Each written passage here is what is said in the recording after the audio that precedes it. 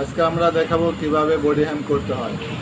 Body হ্যামটা গার্মেন্টসের জন্য সবচেয়ে ক্রিটিক্যাল প্রসেস।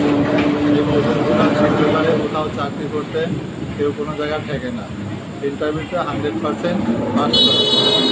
দেখেন কীভাবে এই বডি হ্যাম করতে হয়। তো বডিটা এভাবে থাকবে, বডিটা নিয়ে হাতের ভিতরে এরকম ধরতে হবে, ধরা দুটা সেলি এরকম সমান করে ধরতে হবে, দুটা সেলি সমান করে ধরা পিঠের নিচে দিয়া ঠিক এভাবে দিলাম। দেওয়ার পরে বডিটা এইভাবে ধরবে, এইভাবে ধরা এইভাবে সুন্দর করে ধরবেন। দুটা সেলি সমান করে ধরবো যাতে তোমার অয়েলটা না এইভাবে করার পরে এই সেলাইটা সুন্দরভাবে মেলাবো যাতে আপ ডাউন না হয়। আপ ডাউন হলে পারে ওয়ালটার হবে। তো এইভাবে করার পরে এই যে মজুমদাররা দেখেন কি সুন্দর বডি হয়েছে।